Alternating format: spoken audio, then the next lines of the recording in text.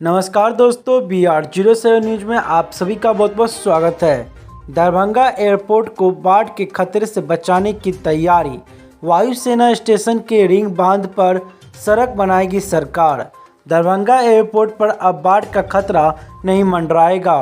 बिहार सरकार ने इस संभावित खतरे से निपटने की तैयारी तेज कर दी है। जल संसाधन विभाग वायुसेना स्टेशन के अंदर रिंग बांध पर PCC सड़क का निर्माण करेगा। इस प्रोजेक्ट पर करीब 14 करोड़ रुपए खर्च किए जाएंगे। वायुसेना स्टेशन के अंदर रिंग बांध पर PCC सड़क का निर्माण किया जाएगा।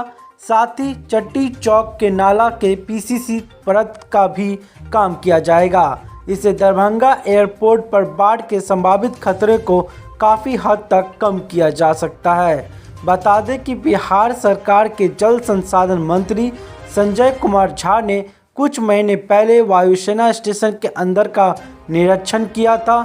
इस दौरान उन्होंने बांध की स्थिति की जर्जर बताई थी। बांध के जर्जर होने से दरभंगा एयरपोर्ट के अंदर बाढ़ का पानी प्रवेश करने की आशंका जताई जाती है। सरकार ने इस मामले पर को गंभीरता से लेते हुए अब इसके समाधान में जुट गए हैं ताकि एयरपोर्ट पर फ्लाइट की आवाजाही पर कोई असर नहीं पड़े। वायुसेना स्टेशन के अंदर 12 किलोमीटर का रिंग बांध है। इसे मजबूत बनाने का काम शुरू कर दिया जाएगा।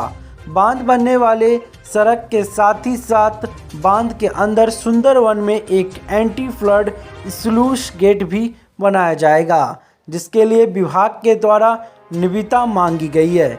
वहीं जल संसाधन विभाग चट्टी चौक के नाले के PCC का भी काम करेगा। दरभंगा एयरपोर्ट पर बाढ़ के संभावित खतरे को इन परियोजनाओं से कम करने की और एक बड़े कदम के रूप में देखा जा सकता है। वहीं बता दें कि अभी दरभंगा एयरपोर्ट बहुत ही अच्छे तरीके से चल रहा है और लगातार यात्रियों की संख्या में बढ़ोतरी हो रही है।